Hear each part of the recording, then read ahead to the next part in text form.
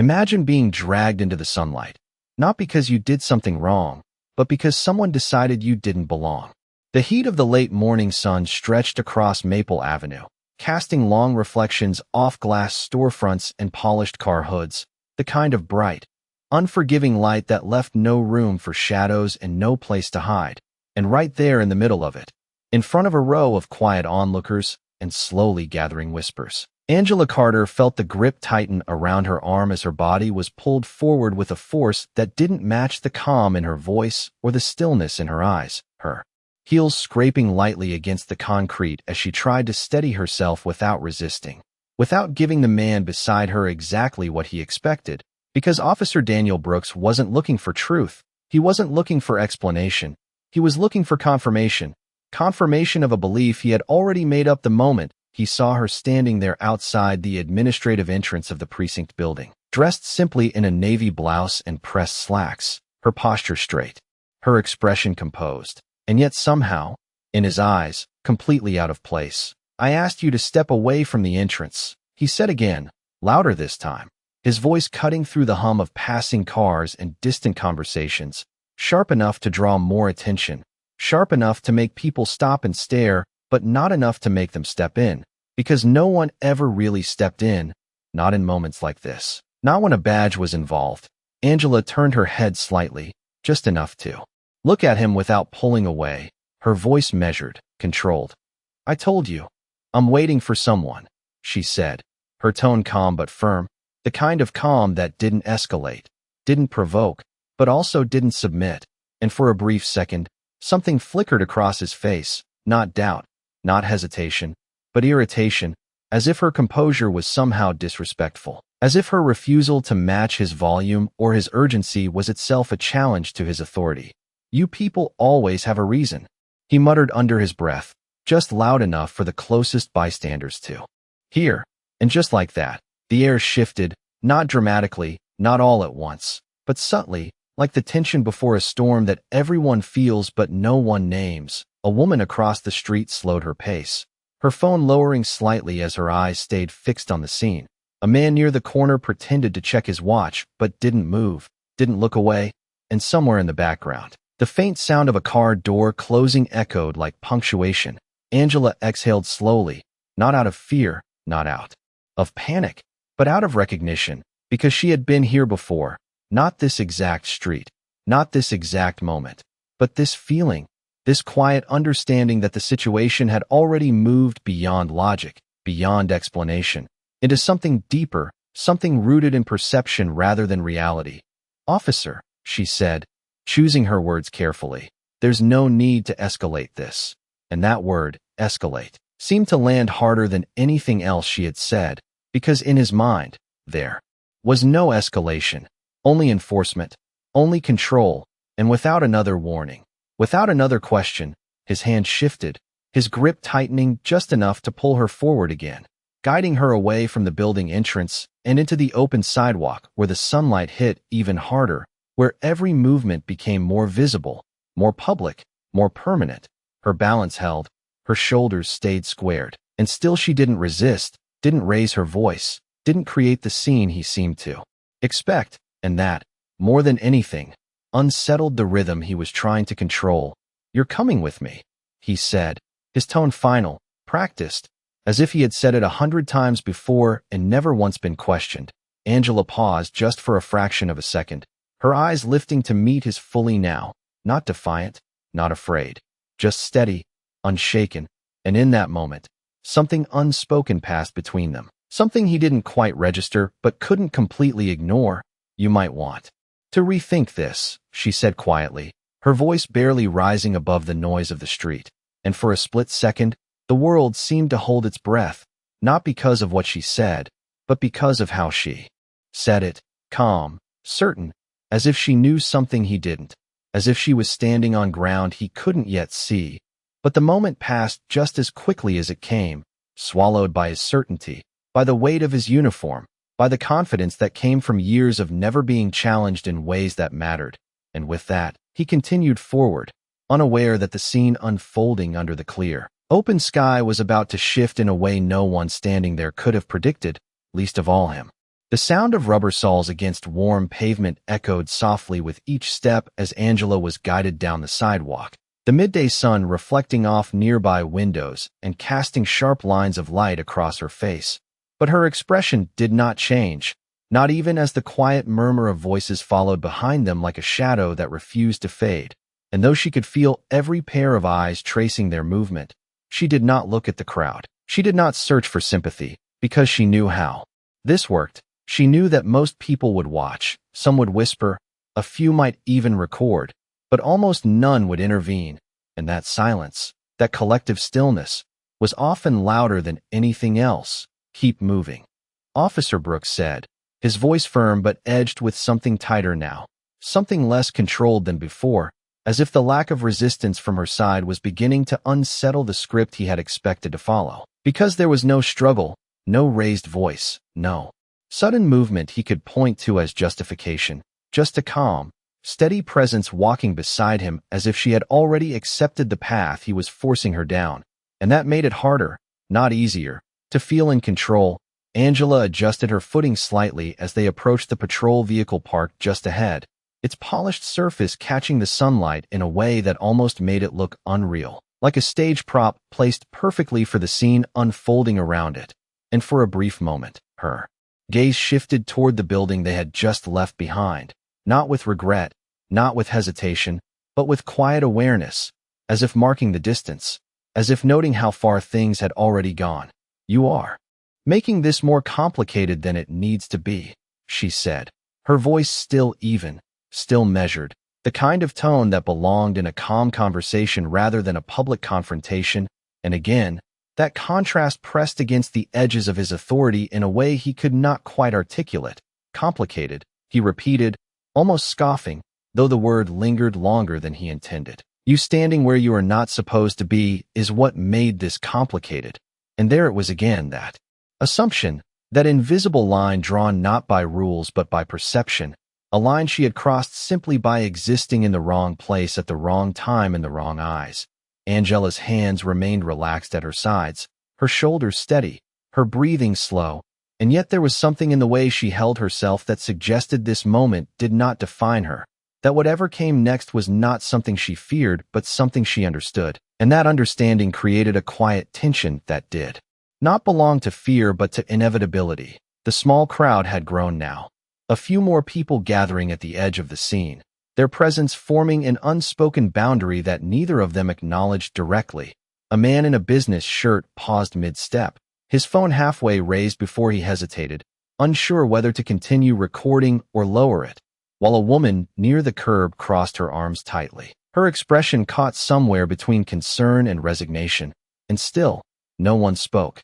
No one stepped forward, because the badge carried its own kind of gravity, its own kind of silence. As they reached the patrol car, Officer Brooks shifted his stance, positioning himself slightly between Angela and the growing audience, not to protect her, not to shield her, but to maintain control of the narrative, to keep the situation contained within the boundaries he understood. "Turn around," he instructed, his tone clipped, procedural, and for the first time, there was a faint pause before she responded, not hesitation, not resistance, but a moment of stillness that seemed to stretch longer than it should have, as if time itself had slowed just enough to notice.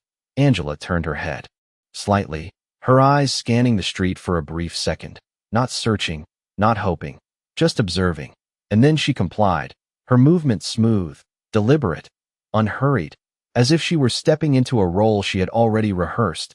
And in that moment, the noise of the street seemed to dim, the distant hum of traffic fading into the background as the space around them tightened, narrowed, focused entirely on the small exchange unfolding in full daylight. "You still have time to think this through," she said quietly, her voice low enough that only he could hear. And yet the weight of her words carried further than the volume suggested, because it was not a plea, not a warning filled with emotion, but a simple statement, grounded, certain, as if she was offering him something he did not yet realize he needed. And for a fraction of a second, his hand paused, just barely, the movement so slight it could have been dismissed. But it was there, a flicker of hesitation that did not belong to doubt but to instinct. The kind of instinct that signals when something does not align with expectation, when the pieces do not fit the pattern you have followed before. But patterns are powerful things, and certainty is louder than instinct when it has been reinforced enough times. And so the pause passed, replaced by motion, by action, by the continuation of a decision already set in place. And as the sunlight reflected off the metal surface beside them, casting a sharp line across both their faces, the moment tightened again, moving forward, unaware that somewhere just beyond the edge of the scene, something had already begun to shift. The air felt tighter now, as if the sunlight itself had grown heavier, pressing down on the space between them while the faint hum of the city continued in the background, distant but constant. And Angela stood there facing the patrol car, her posture unchanged, her hands still at her sides, her breathing steady in a way that did not match the tension surrounding her. And Officer Brooks adjusted his stance again, shifting his weight slightly as he reached toward his belt, his movements deliberate, controlled, rehearsed, yet not entirely free of the subtle stiffness that had begun to creep in, the kind of stiffness that comes when something feels just slightly off, but not enough to stop, not enough to question, because questioning would mean stepping outside the certainty he had built his authority on. And certainty was easier, certainty was safer, certainty kept everything moving forward without pause. "This is your last chance to cooperate," he said, his voice firm, louder now, projecting outward as much as inward, making sure the growing crowd could hear, making sure the narrative remained clear, that he remained the one in control. And Angela tilted her head just slightly, not in defiance, not in submission, but in quiet acknowledgement, as if she had heard this line before in 100 different forms, in 100 different places, and knew exactly how it always ended. "I have been cooperating," she replied, her tone even, her words simple, leaving no room for escalation, no room for misunderstanding. And yet somehow, that simplicity seemed to frustrate him more than resistance ever could, because there was nothing to push against, nothing to justify the force of his authority, only a calm presence that refused to break under pressure, refused to match his intensity, refused to validate his assumptions. And behind them, the crowd shifted again, a low ripple of murmurs passing through the small group as more people slowed, more eyes turned. A delivery truck idled at the corner, its engine humming softly as the driver leaned slightly out of the window, watching without speaking. And across the street, a young man finally lifted his phone fully, holding it steady now, no longer pretending to hesitate, capturing every movement, every word, every second that unfolded under the clear sky. And still, no one intervened, because the moment had already taken shape, already defined itself as something official, something beyond the reach of ordinary voices. And Officer Brooks exhaled through his nose, a controlled breath that carried more weight than he intended, before stepping closer, narrowing the space between them, reinforcing the boundary he believed he was maintaining. "Turn around completely," he instructed again, more precise this time, as if clarity would remove the tension he could not name. And Angela complied without hesitation, her movement smooth, her gaze lowering just enough to follow the motion, but not in a way that suggested defeat, only in a way that acknowledged the action without surrendering to it. And as she faced away from him, the sunlight caught the edge of her profile, highlighting the stillness in her expression, the absence of fear, the absence of urgency. And in that stillness, there was something else, something quiet and unshaken, something that did not belong to someone who felt powerless. And for a brief moment, the world seemed to narrow again, the sounds fading, the movement around them slowing, as if everything had aligned into a single point of focus. And in that point, there was a choice, a moment where instinct and certainty met, where something inside him paused, just for a fraction of a second, the kind of pause that comes before a realization, before a shift, before something changes direction. But habits are strong, and patterns are stronger. And so the moment passed, replaced by action, by continuation, by the steady forward motion of a decision already made. "You should have thought about this earlier," he added, almost as an afterthought, though the words carried a tone of finality, of closure, as if the outcome had already been decided. And Angela's voice came again, softer now, quieter than before, but no less steady. "You still can." she said. And the simplicity of that response lingered in the air longer than anything else, not because it was loud, not because it demanded attention, but because it did not fit the situation as he understood it, because it suggested that something had not yet been finalized, that something could still change, and that possibility, however small, however unacknowledged, created a subtle fracture in the certainty he had been holding on to, and just beyond the edge of the scene. The faint sound of a vehicle approaching grew slightly louder, tires rolling over pavement in a steady rhythm that blended into the background at first, unnoticed, unimportant, just another piece of the city's constant motion. But it was there, moving closer, inching toward the moment that had already begun to unfold, carrying with it a shift that no one in the crowd could yet see, and no one in that moment was prepared for. The low rumble of the approaching vehicle grew clearer now, no longer blending into the background but threading its way into the moment with quiet insistence, tires rolling slowly over the warm asphalt as it turned onto Maple Avenue, the sunlight catching along its windshield in a sharp flash that briefly drew a few eyes away from the scene before returning just as quickly, because the center of attention had not shifted yet, not in their minds, not in Officer Brooks's mind, and he remained focused on the task in front of him, on maintaining the control he believed he still held, even as something subtle continued to press against the edges of that control, something he could feel but not define. Angela stood exactly where he had positioned her, her posture unchanged, her shoulders relaxed, her presence steady in a way that seemed almost out of place in the middle of what had become a public display. And the crowd had settled into a kind of quiet observation now, the initial whispers fading into a heavier silence, the kind that builds when people sense that something more is about to happen but do not yet know what it is, a tension that stretched across the sidewalk like an invisible line. "Do not make this harder than it needs to be," Officer Brooks said again, though the repetition carried less authority this time, more insistence than command, as if he was trying to reinforce something that was beginning to weaken, and Angela did not turn, did not move beyond what was required, her voice coming calmly over her shoulder. "I am not the one making it hard."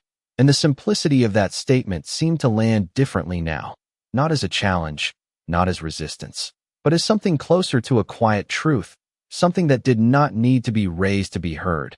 And for a brief second, his gaze shifted past her, scanning the street without fully realizing why.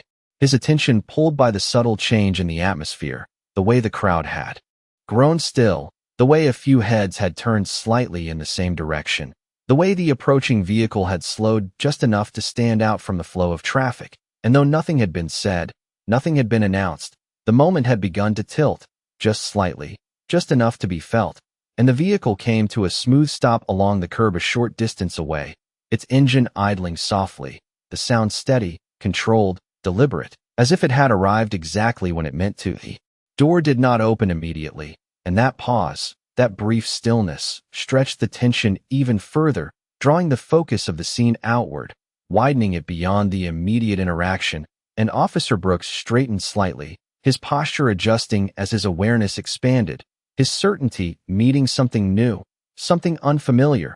And for the first time since this had begun, there was a visible flicker of uncertainty in the way he held himself, not enough to break his stance, not enough to change his course, but enough to register, enough to shift the rhythm he had been following. Angela's gaze lifted again, not toward him, but toward the vehicle, her expression unchanged, her eyes steady, as if she had been expecting this moment, not hoping for it, not relying on it, but aware of it, as if the timeline unfolding around them was one she already understood. And the door of the vehicle opened with a quiet, measured motion, no sudden movement, no dramatic sound, just the soft click of metal and the controlled swing outward, and a man stepped out, tall, composed, his presence calm but unmistakably firm, dressed in a dark suit that contrasted sharply against the brightness of the day, his posture straight, his movements deliberate, and though he did not raise his voice, did not rush forward, something about the way he carried himself shifted the space around him, the kind of shift that does not need explanation to be felt, the kind that changes how people stand, how they look, how they breathe. And the crowd reacted without speaking, a subtle parting, a quiet adjustment as attention moved toward him, not in confusion, but in recognition of something different, something that carried weight without force. And Officer Brooks turned fully now. His focus no longer fixed solely on Angela, but pulled toward this new presence entering the scene, his expression tightening slightly as he assessed, as he recalibrated, as he tried to fit this unexpected element into the structure he had already built in his mind.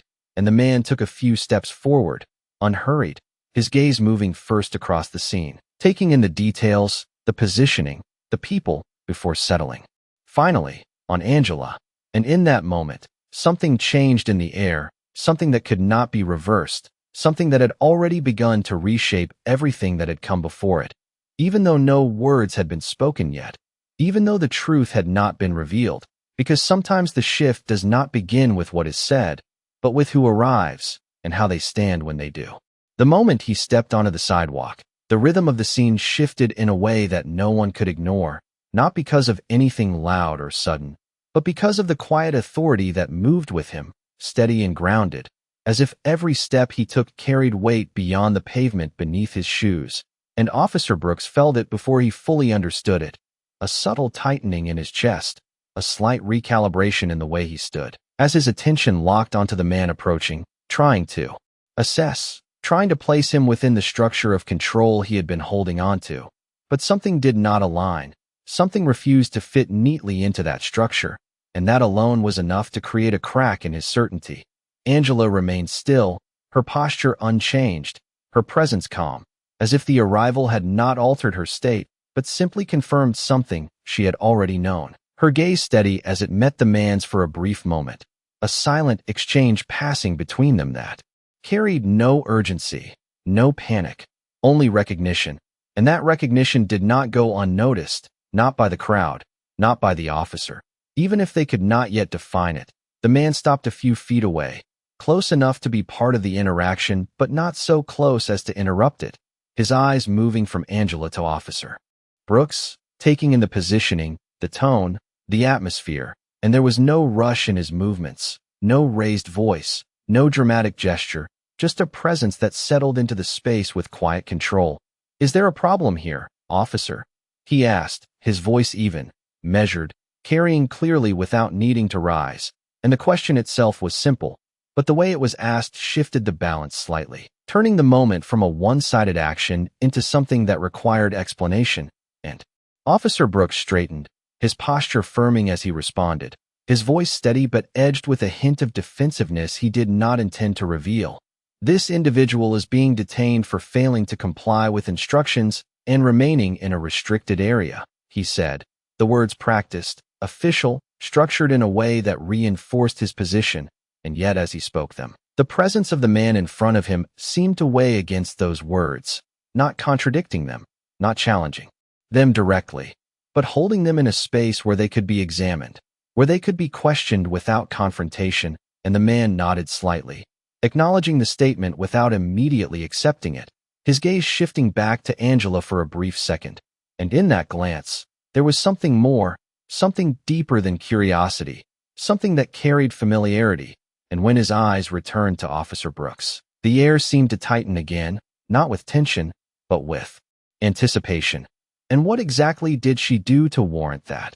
he asked, his tone unchanged, calm, deliberate.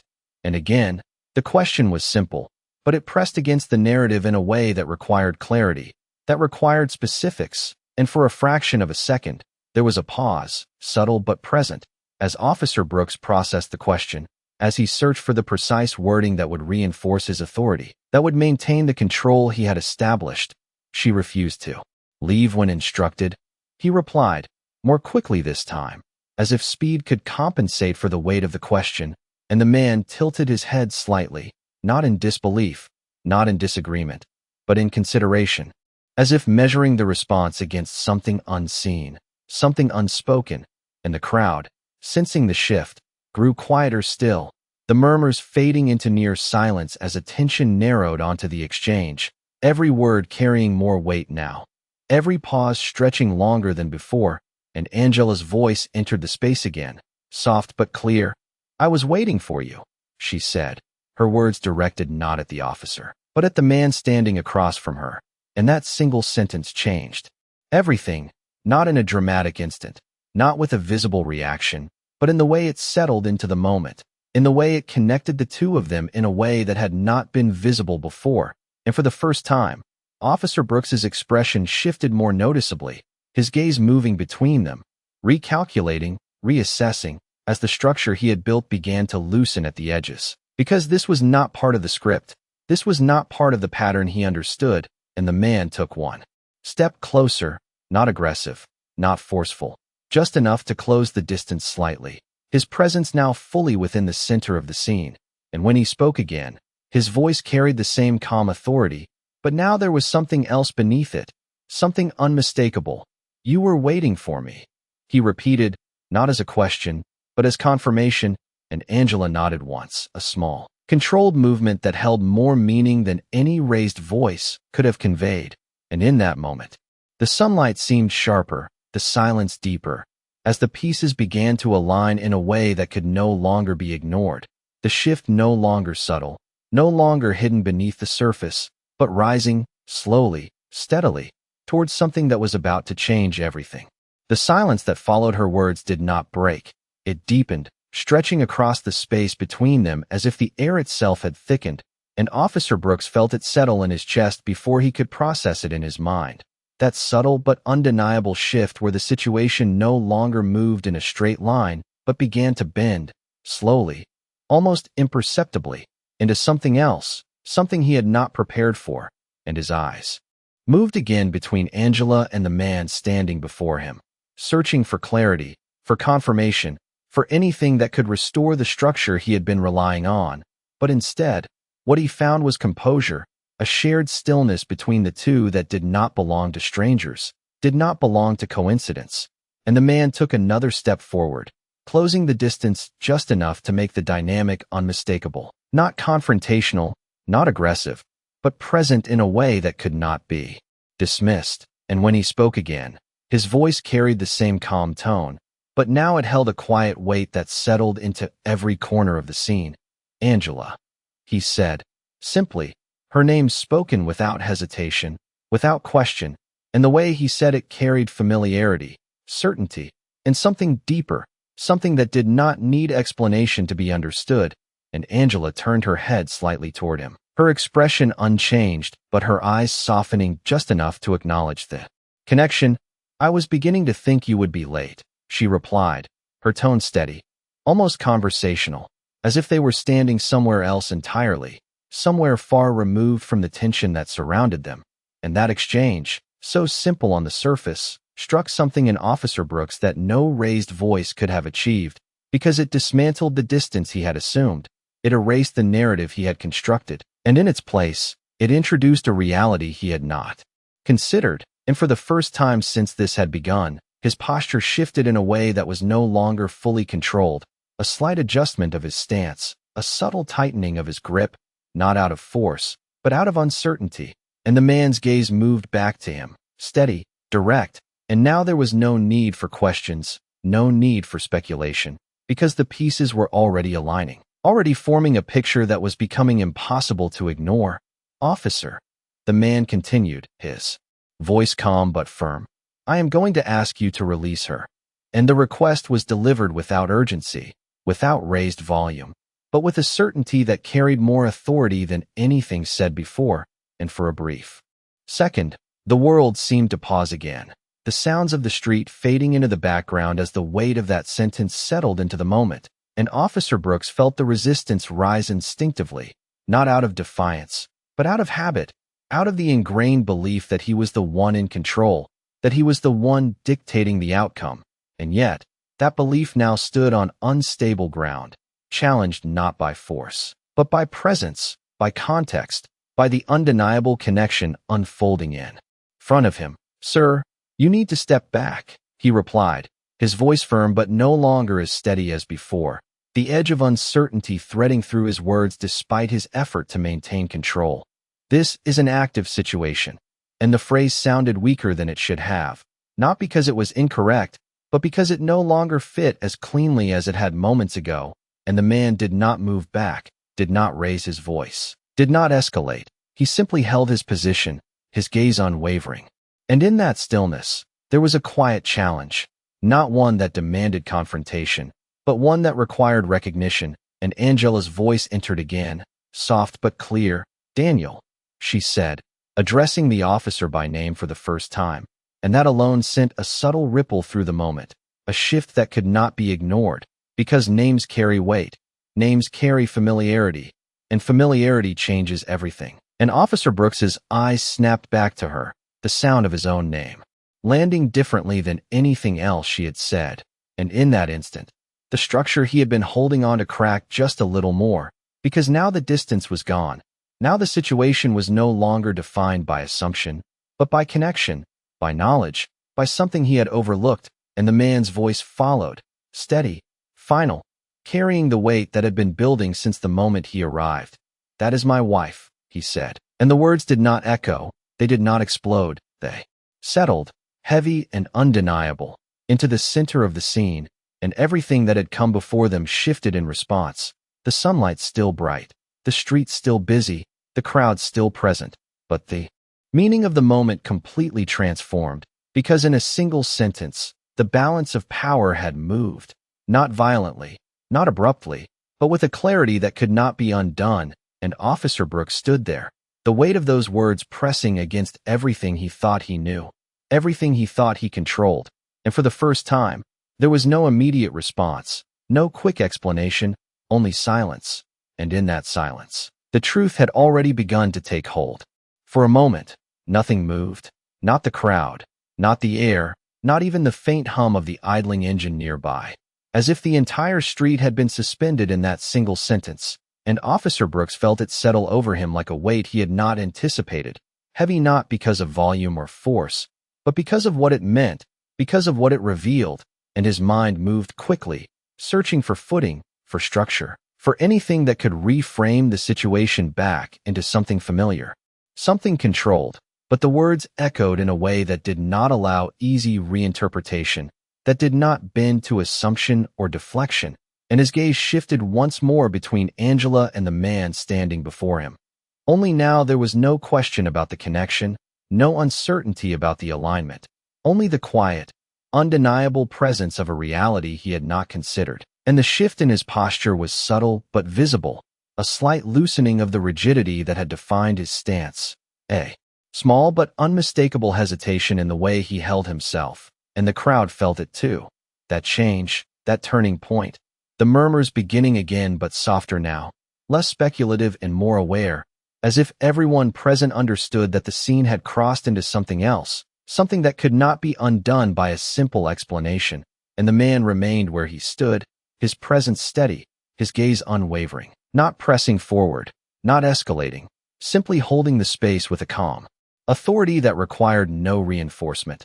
"I am going to say this once," he continued, his voice still even, still controlled, but now carrying a firmness that left no room for misinterpretation. "You are going to release her." And the sentence did not rise, did not demand. It settled, clear and direct, into the center of the moment, and Officer Brooks felt the instinct to respond rise again. That familiar pull toward procedure, toward justification, toward the structure he had relied on so many times before. "Sir, with all due respect, I have protocols to follow," he said, his voice measured, attempting to regain some of the authority that had begun to slip. And yet even as he spoke, the words felt different, less certain, less grounded, as if they were being tested in real time against something stronger, something more solid than the framework he was trying to hold on to. And Angela turned slightly now, just enough for her profile to come back into view, her expression still composed, her eyes steady, and there was no triumph in her gaze, no satisfaction, only a quiet patience, the kind that comes from knowing that the moment is unfolding exactly as it needs to, and that knowledge created a stillness around her that contrasted sharply with the tension building inside him. "Daniel," she said again, her voice calm, almost gentle, and the use of his name, repeated now, carried even more weight than before, because it removed the last layer of distance, the last barrier of formality, and in doing so, it forced the moment into something personal, something direct, something he could no longer treat as routine. And the man's eyes did not leave him as he spoke again, his tone unchanged but his words carrying the clarity of finality. "Protocol does not override judgment," he said, and that sentence landed differently. Not as a challenge, not as an accusation, but as a statement of fact, one that reframed the situation entirely. And in that reframing, the structure Officer Brooks had been relying on began to dissolve, piece by piece, replaced by the awareness that this was no longer about enforcing a rule, no longer about maintaining order, but about recognizing a mistake, and that recognition did not come all at once. It did not strike like a sudden realization.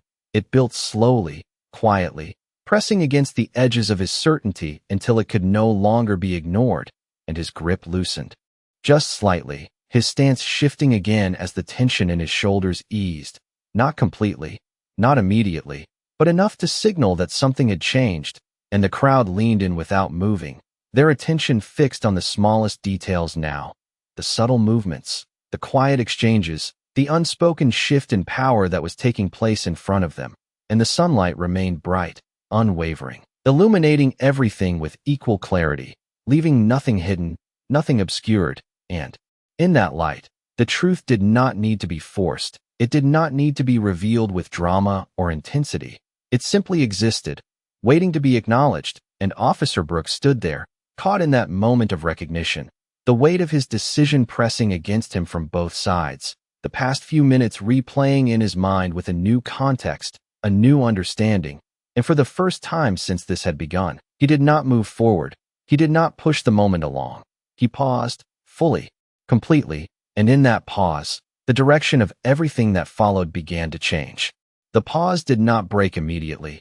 It lingered, stretching across the space like a thin line that no one dared to cross, and Officer Brooks stood in it, feeling the weight of his own stillness in a way he had not felt before, because this was not hesitation born from confusion.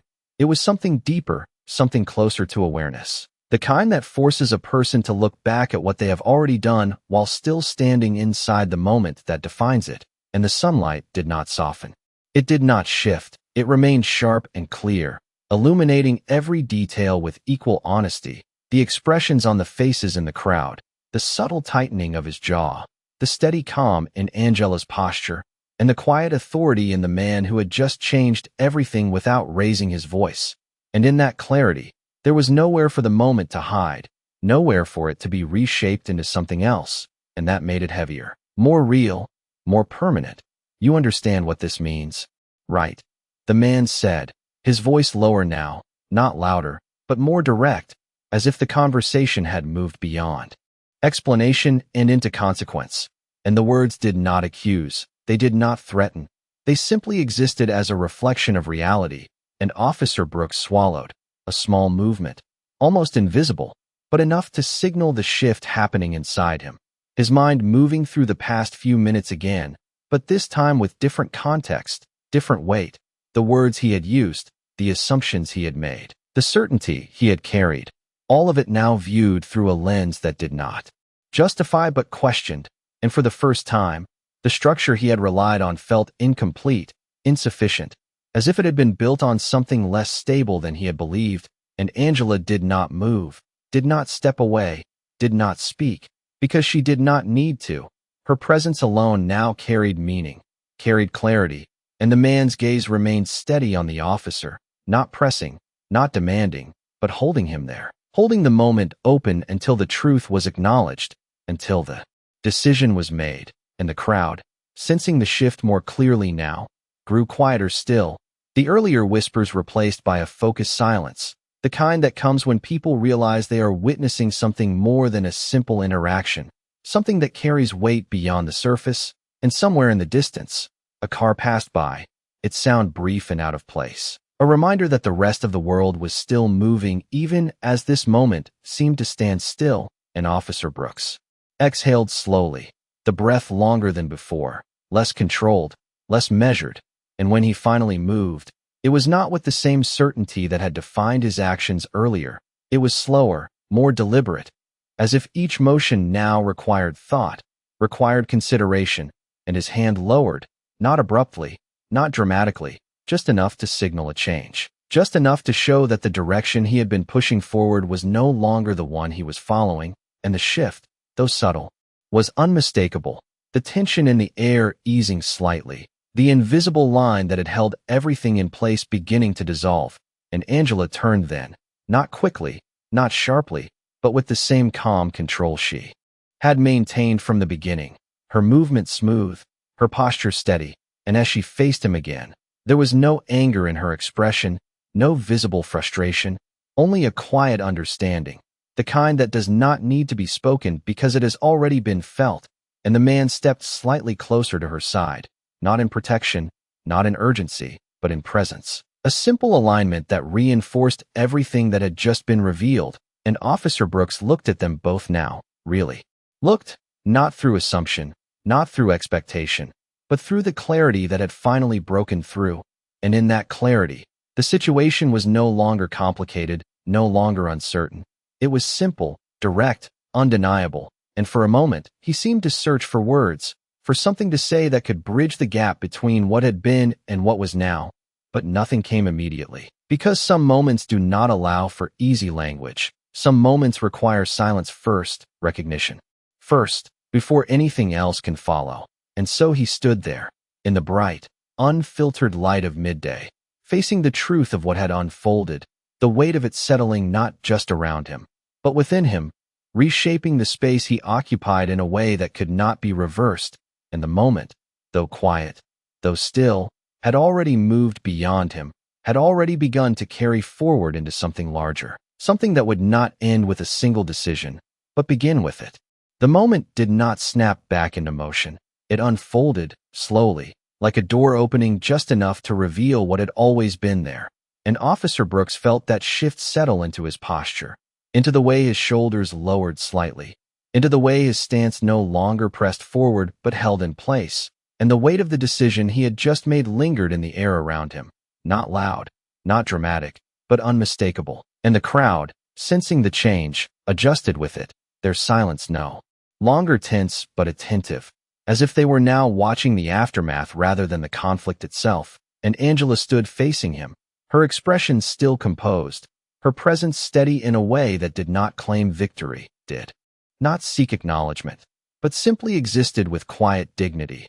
And that dignity, more than anything else, made the moment heavier, because it reflected back everything that had been misjudged, everything that had been assumed, and the man beside her remained calm, his gaze still on the officer, not pressing further, not escalating, allowing the moment to settle on its own terms. Because sometimes the most powerful shift does not come from what is forced, but from what is recognized. And Officer Brooks inhaled slowly, the breath deeper now, more deliberate, as if grounding himself in a reality that had changed without warning.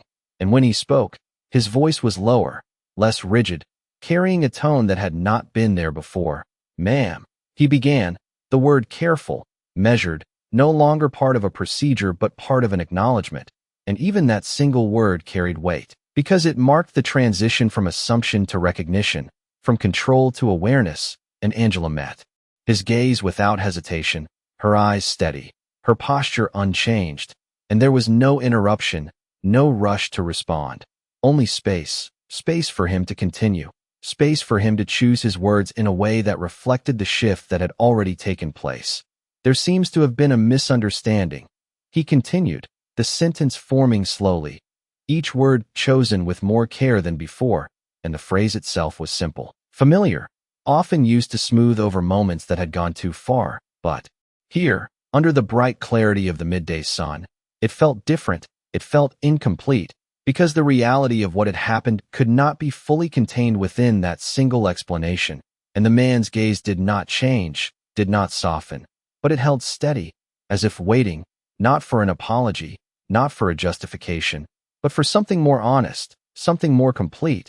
And the crowd, still watching, still silent, seemed to lean into that pause, into that expectation, because they could feel it too. The difference between words that close a situation and words that confront it. And Angela's voice entered the space again, calm, even. "A misunderstanding usually goes both ways," she said, her tone not accusatory, not sharp, but grounded in quiet truth.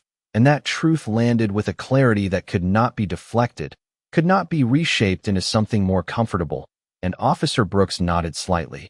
The movement small but significant, because it acknowledged not just her words, but the reality behind them. And for a moment, he looked down, just briefly, as if gathering his thoughts, as if recalibrating the framework he had relied on. And when he looked back up, there was a shift. In his expression, subtle but real, the firmness still there, but tempered now by something else, something closer to reflection. "You are right," he said, the words simple, direct, and in that simplicity, there was more weight than any formal statement could have carried, because it was not about procedure, it was about recognition, and the man beside her exhaled quietly, not in relief, not in triumph, but in acknowledgement of the shift that had finally taken place, and Angela remained still, her presence unchanged, but there was a slight softening in her gaze, not as a reaction to his words, but as a reflection of the moment moving forward, and the sunlight continued to fall evenly across the scene, illuminating every detail with the same clarity, the faces in the crowd, the stillness of the street, the quiet alignment of the three figures standing at the center of it all, and somewhere in the distance, the faint sound of a siren echoed briefly before fading, a reminder that the world beyond this moment continued to move, continued to unfold.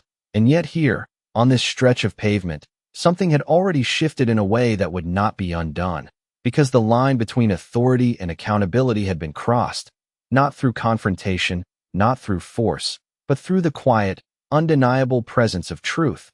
And as Officer Brooks stood there, facing that truth fully now, the path forward was no longer defined by control, but by what he chose to do with the understanding that had just been placed in front of him. And that choice, though it had begun in silence, was about to carry consequences that extended far beyond this single moment. The words settled between them, not as an ending, but as a beginning, and Officer Brooks felt that more clearly now than anything else that had happened since the moment he first stepped toward Angela. Because recognition does not close a situation, it opens it. It demands something more, something deeper than a simple acknowledgement, and the silence that followed his admission was not empty.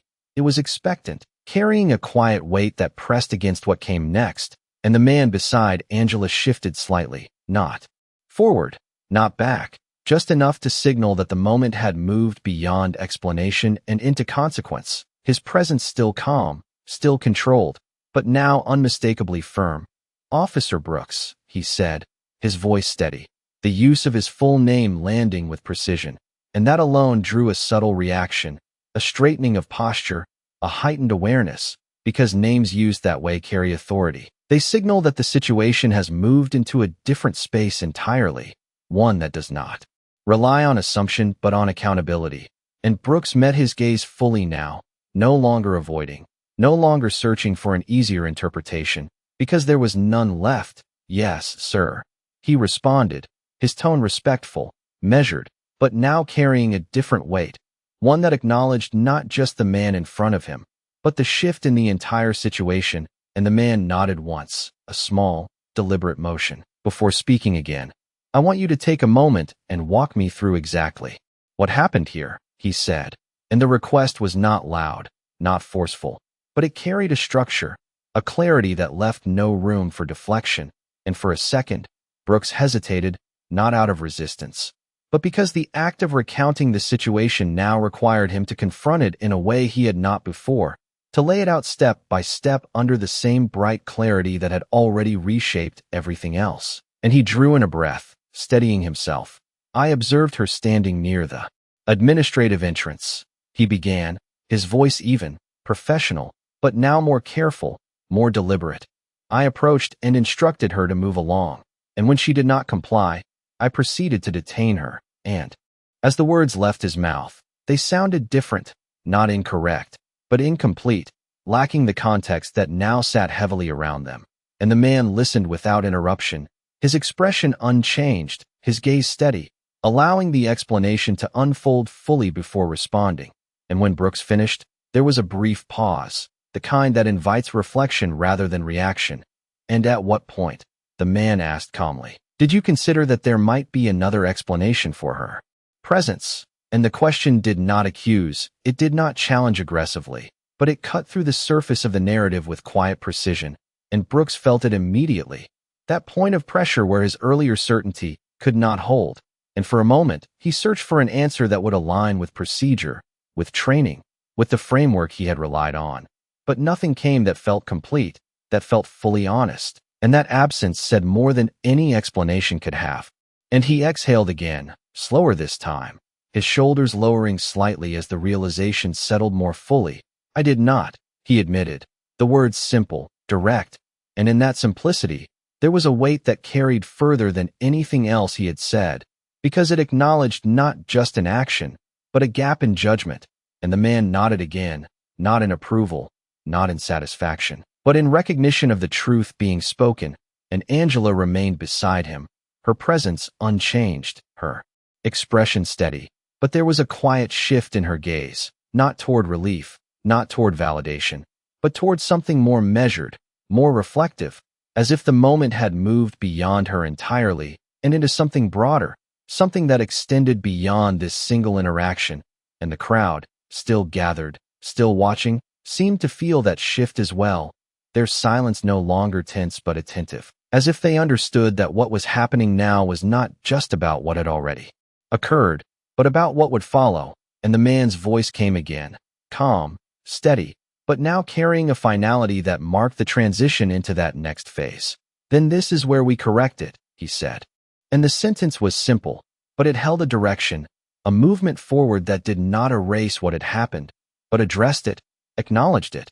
And in that acknowledgement, there was a clear path, one that required action, one that required responsibility.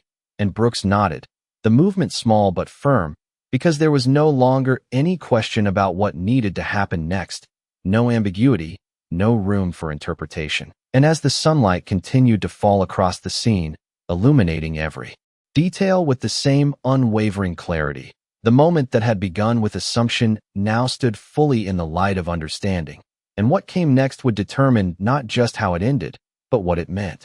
The direction had been set, and now the moment demanded action, not in haste, not with force, but with clarity, and Officer Brooks felt that clarity settle into his movements as he straightened slightly, no longer standing in resistance, no longer holding on to the remnants of a situation that had already shifted beyond his control, but stepping into the responsibility that had replaced it. And the sunlight seemed sharper now, not because it had changed, but because he was finally seeing everything within it without the filter of assumption, without the shield of certainty that had guided him before. And Angela stood calmly, her presence unchanged, her posture steady, as if she had been waiting not for an apology, not for a reaction, but for this exact moment, the moment where recognition turned into accountability, and the man beside her remained composed, his gaze steady, his stance firm but not aggressive, allowing the process to unfold without interference, because the next step did not belong to him. It belonged to the officer who had initiated everything. And Brooks turned fully toward Angela now, his movements deliberate, his expression no longer rigid but focused, grounded in the understanding that had taken hold. "Ma'am," he said again, his voice controlled but softer than before, not weakened, but recalibrated. "You are free to go." And the words, though simple, carried weight, not because of their authority, but because of what they represented, the release. Not just of the situation, but of the assumption that had created it. And Angela nodded slightly, acknowledging the statement without urgency, without dramatics, because she had never been defined by the moment that had unfolded around her, and she stepped forward, not away from him in haste, but with the same composed pace she had maintained from the beginning, her movement steady, her presence intact. And as she came to stand beside the man, their alignment now clear, visible, undeniable, the shift in the scene completed itself, the balance fully restored in a way that required no further explanation, and Brooks watched that movement, not as an observer detached from the situation, but as someone who had been part of it, someone who now had to understand it from a different perspective. And he inhaled slowly before speaking again, his voice steady but carrying a weight that had not been there before. "I apologize," he said, the words direct, unembellished, without excuse or deflection, and in that simplicity, there was something more genuine than any extended explanation could have provided, because it did not attempt to reshape what had happened, it did not try to soften it, it acknowledged it, fully, clearly, and Angela paused for a moment, her gaze meeting his again, not with anger, not with judgment, but with a quiet evaluation, as if measuring the sincerity not of the words themselves, but of the understanding behind them. And after a brief second, she gave a small nod, not as acceptance, not as absolution, but as recognition that the moment had reached a point where it could move forward, and the man beside her finally spoke again, his voice calm, measured, but now carrying the quiet authority that had been present since his arrival. "Officer Brooks," he said, and the use of his name again reinforced the shift that had taken place. "You will file a full report on this incident before the end of your shift." And the instruction was not harsh, not punitive in tone, but firm, clear, leaving no room for interpretation, and Brooks nodded immediately.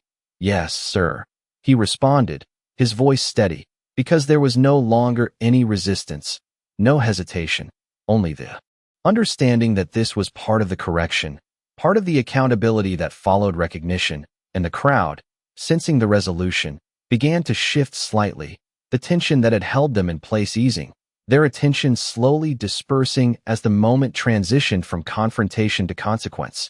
And yet, even as some began to move, many remained, watching the final pieces fall into place. Because what they had witnessed was not loud, not chaotic, but something quieter, something more profound, a shift that did not rely on volume or force, but on truth, on recognition, on the quiet but undeniable weight of accountability.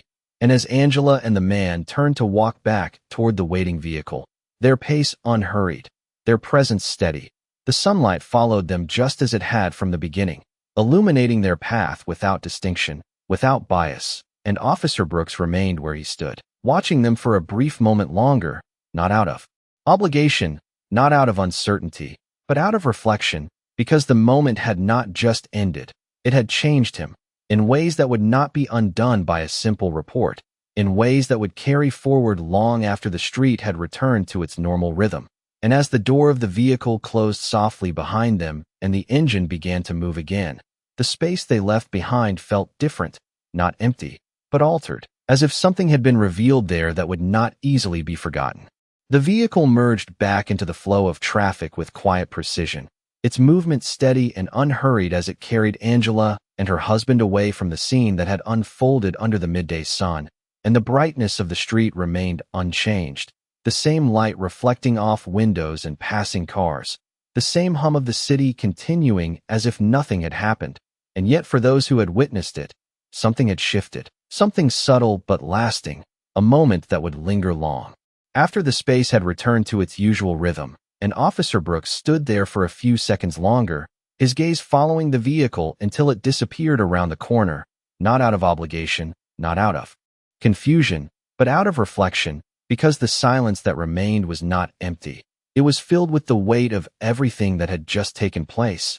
And as the crowd began to disperse, their conversations low and indistinct, their attention moving back to their own lives, the echo of the moment stayed behind, carried in the small glances exchanged, in the quiet understanding that something more than a routine interaction had occurred. And Brooks exhaled slowly, turning back toward the precinct building, his steps measured, deliberate, each one grounded in a clarity that had not been there before, and the distance between the sidewalk and the entrance felt different now, not in length, but in meaning, as if the path itself carried a reminder of the moment that had unfolded just minutes earlier.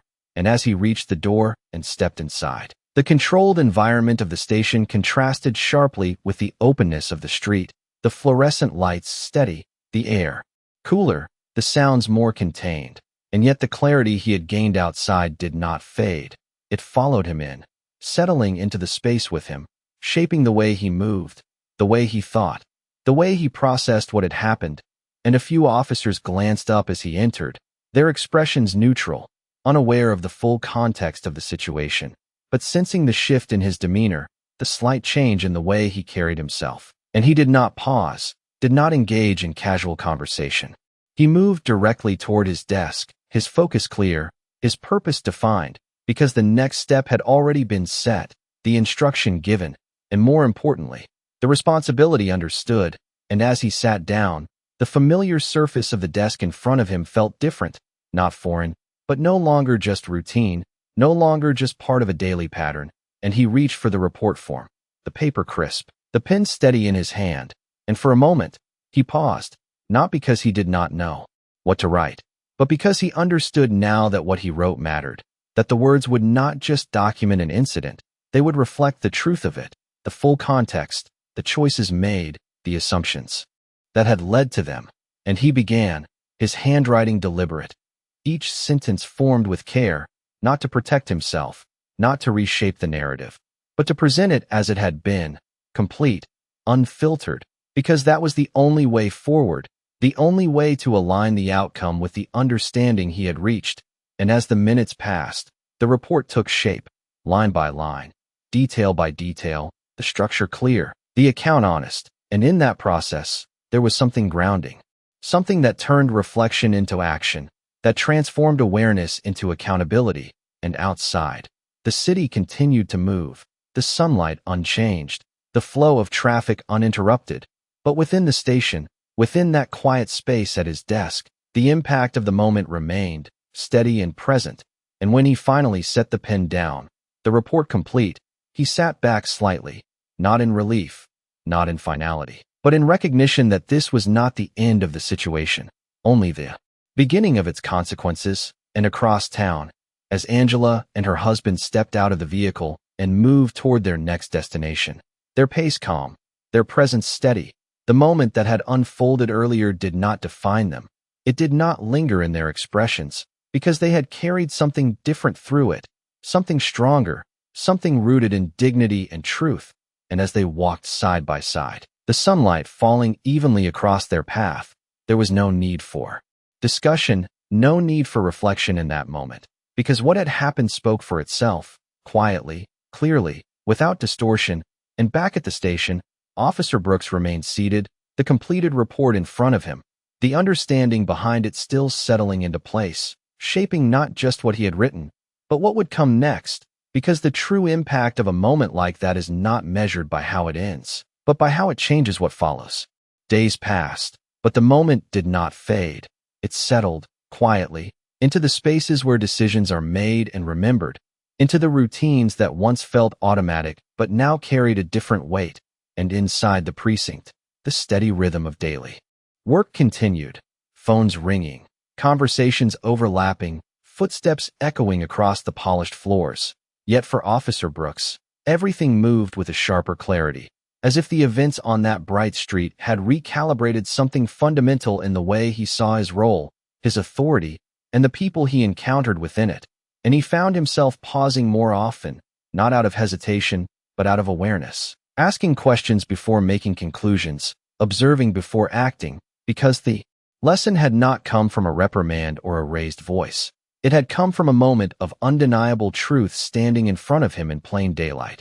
And that kind of lesson does not disappear, it reshapes, it lingers, it guides. And across town, Angela moved through her own routine with the same quiet strength she had carried that day, her steps steady, her presence composed, not defined by what had happened, but informed by it in a way that did not harden her, did not dim her, but reinforced the dignity she had never let go of. And the man beside her, Chief Marcus Carter, carried the moment differently, not as a burden, but as a reminder, a confirmation of the responsibility he held not just as a leader, but as someone who understood how easily power could be misused when left unchecked.